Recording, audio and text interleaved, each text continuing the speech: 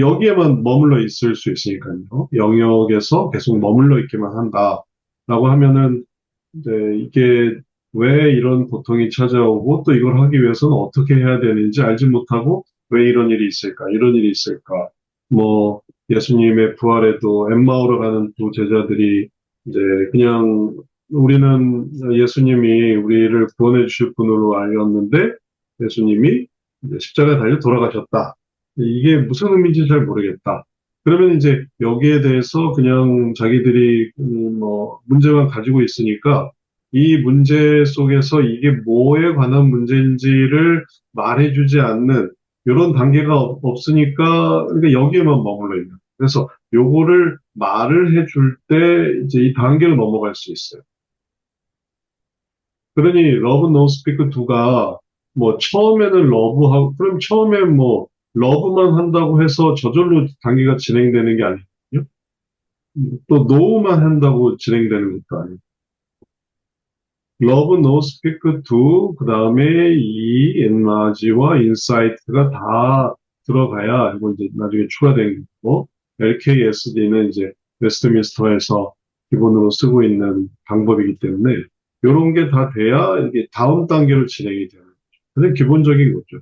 그래서 그 방법론을 가르칠 때에도 이게 어느 단계에서만 쓰는 게 아니다. 그러면 단계 진행이 안 된다.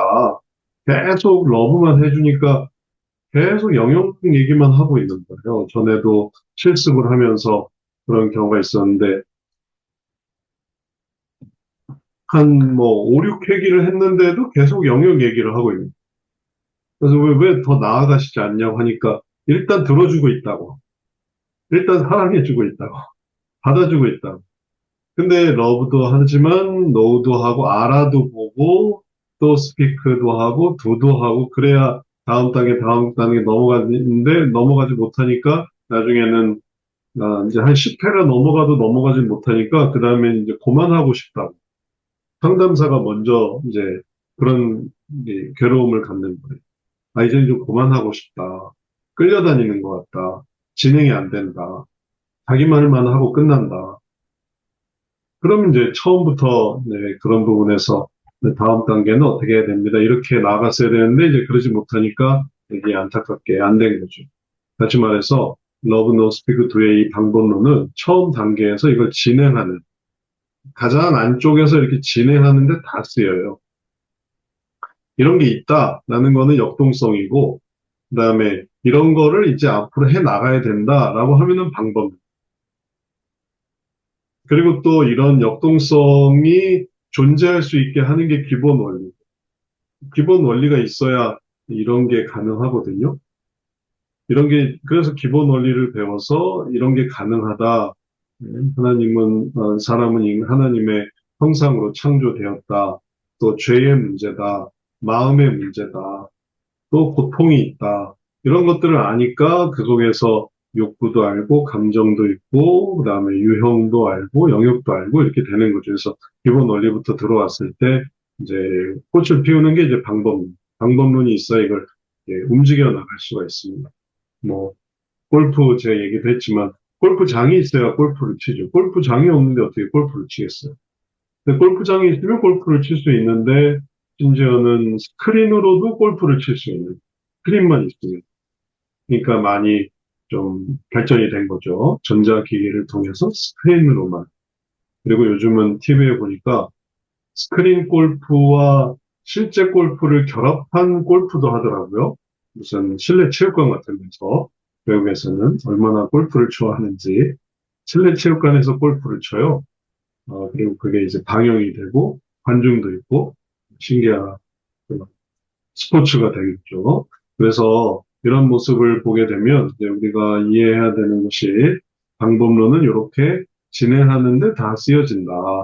그리고 아까 우리가 봤던 이 직면은 말하라 하는 거는 다 처음에 과정에서 배려가 필요하고 고백이 필요한 거는 죄 문제뿐만이 아니고 이게 무슨 유형인지를 한번 생각해 보지 않을래요? 이런 거에서도 이게 되게 중요한. 근데 그냥 괴로워요, 힘들어요. 근데 유형을 생각해 보려고 하지 않으니까 이게 진행이 안 되는. 나를 유형화하지 마세요. 나는 그냥 괴로워만 하고 있을 거예요.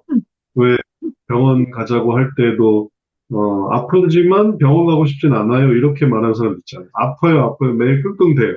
그럼 병원에 가서 무슨 문제인지 알아봅시다 하는데 그거는 싫은 거예요. 그냥 아파만 하는데 병원은 안 가요. 그러다 이제 큰 병이 되는 거죠. 그래서 이렇게 진행되는 요게 이제 성경 상담의 가장 기본적인 내용이고, 요 기본적인 내용을 우리가 지금까지 몇 주 동안 어떻게 했냐면은 이게 1차 원인이다라고 말합니다. 기본적인 상담의 진행을 영역, 유형, 감정, 욕구, 기본적인 상담의 진행을 1차 원인이다. 1차 원인이라는 의미는 뭐냐면은 여기에만 있었지 일로 가는 걸 몰랐던 거야. 그래서 글로 가라고 말해주는 게 이제 원인을 이해하는 거죠. 아, 유형을 몰랐구나. 애들이 문제 행동을 해요. 근데 유형을 몰라요. 얘가 문제 행동을 하긴 하는데 이리쿵 저리쿵 하는데 이게 무슨 유형이라고 이 카테고리화 되지를 않는 거야. 그러니까 대처를 못 하는 거야. 그냥 뭐 시도 때도 없이 그리고 운다라는 것에 뭐 물어요, 떼써요, 고집혀요. 그거는 영역의 문제죠. 왜냐하면 이건 유형화된 게 아니니까. 근데 유형화돼서 그러면 결국은 그 양상이 뭡니까? 왜 울고 왜 떼쓰고 왜 밥 안 먹고 왜 학교 안 가고 유치원 안 가고 왜 모든 걸 다 안 한다고 합니까? 라고 할 때 그때 유형이 뭐 조직의 문제일 수도 있고 선악의 문제일 수도 있고 아니면은 또 합의가 안 되는 것일 수도 있고 우선순위가 안 되는 것일 수도 있고 그러니까 이걸 좀 정리를 해봐야 돼요. 정리를 해봐야 의미가 있지 그러지 않으면은 계속 영역 속에만 있는 거예요. 그래서 그거는 무슨 유형입니다. 우선순위가 안 돼서 항상 그래서 우는 겁니다.